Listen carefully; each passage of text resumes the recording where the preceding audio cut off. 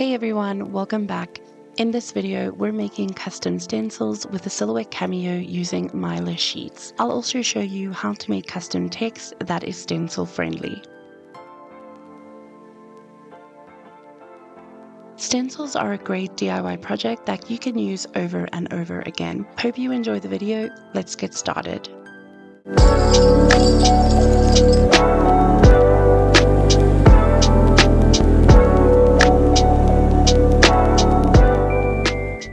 I'm using 190 micron Mylar sheets for this project. I'll walk you through the cut settings and how to make custom text.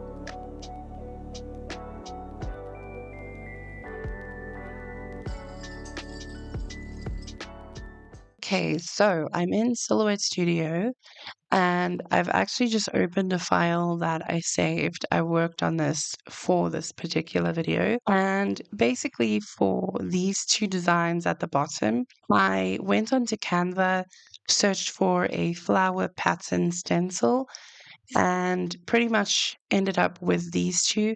They don't have an awful lot of stencils on Canva, so I wouldn't really recommend using that, but you can check it out if you want to. You can get some stencils from Google. However, if you're going to be selling these, just be careful. Don't steal other people's art. It's not cool. Or you can get some on Design Bundles or the Silhouette Design Store. What I really wanted to talk about was customized text. So if you want to make your own custom text, you need to make sure that the word or the quote that you're going to be using is stencil friendly. And I'm going to show you how you can do that. It's actually very simple. And you can use the basic edition of Silhouette Studio to do this. And we're going to be utilizing the knife tool. So if we have a look over at this text here, this is not stencil friendly. If we had to cut this as a stencil, it would pretty much look something like that. And it looks kind of weird. That's not what we want. So to make it stencil friendly, we're going to use the knife tool. And you should end up with something similar to this. So to do that, I'm going to select my text and then I'm going to click on the knife tool and we're going to cut the text anywhere that it has these middle pieces. So pretty much for the G, the A, the E, and the L. And so to do that, I'm going to cut it over here. So I used a reference picture just to see, especially with script font, where I can cut the pieces that have middle pieces just so that it doesn't look weird. So it took me a couple of tries, and it might take you a couple of tries as well, just to get a feel for exactly how to do it. I'm not the greatest stencil designer, so I did have to use some reference pictures, and you're more than welcome to do that if you feel that you're not too confident with creating stencils. All right, so I'm pretty much just going to line it up exactly where I want it. You might need to rotate it or make it a little bit bigger.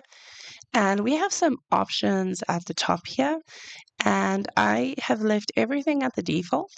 The only thing that I did change was I clicked off auto apply and I also changed the thickness of the line and I did 250. You might get away with 200, just depends on your text. I left it at 250 and once I'm happy with the position of that, I'm going to hit apply and that's going to cut that. So this is starting to look a little bit more stencil friendly and you'll pretty much repeat this process for any pieces of an A or an E, just so that it is stencil friendly. So I'm just going to demonstrate that one more time. So I'm going to grab my knife tool and I'm going to chop it over here and I would need to just position this. You can also use the arrow tools on your computer just to get it precise. Once I'm happy, I'm going to click apply and then that's going to chop that in half. So you'll see that sometimes it's not exactly how you would want it. You can always undo it just by hitting Control Z on your keyboard, or you can even use the undo and redo buttons at the top and you can redo it if you're not happy with it. So that's pretty much what I did. And then I ended up with something like this. We're pretty much ready to cut this out on the Cameo. So that is one way that you can make customized text. Okay, so my designs are ready. I am just going to go ahead and give my text here a border, just a rectangular border, doesn't have to be anything fancy. Just going to align that. And I can't fit all of this on my stencil sheet because I'm using A4 Mylar, so I have to make sure that my media size is set up correctly. So I'm going to move my text over to the side off of my cutting mat, and then I'm going to go to the page setup panel and just make sure that my media size is set to A4. You can change it to landscape or portrait. If you're in the US, you might need to use letter size. And I'm going to set this up on my sheet. And so these are the first two stencils that I'm going to cut out. Once I'm happy with that, I'm going to hit send. And here is where you need to adjust your cut settings. So what I did is used a stencil material, and I did find that I needed to adjust these settings. And I'm using 190 microns Mylar, so it is quite hectic. I had to really up the blade and the force. Now that I think about it, I could probably turn the blade down, but I'm going to show you exactly what I used for this. And I had no problem weeding it. It literally just fell out. It wasn't a huge issue.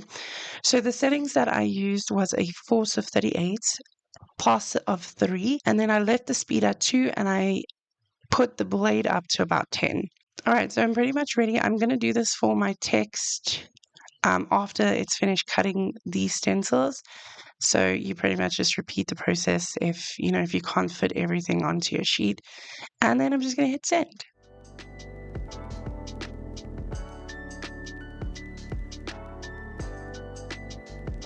After cutting, I weeded the design out, cleaned my mat, and used some paint and cardstock when using the stencil. I also used a little sponge that I just cut up for this project, but you can use stencils on a variety of projects, from home decor and greeting cards to personalized gifts and craft displays.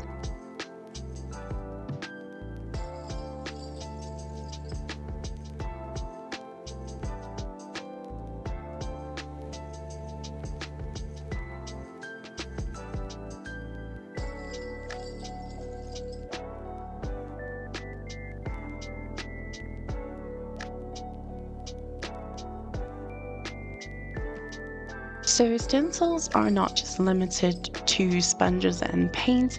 Stencils are a great way to add creativity and detail to any project. They can be used with paint, ink, or other mediums to create beautiful designs on paper, wood, fabric, and more. After using them, just clean and store them for future projects. I literally just washed this in my basin and it came off pretty easily. Stencils make crafting easier, faster, and give your work a professional finish.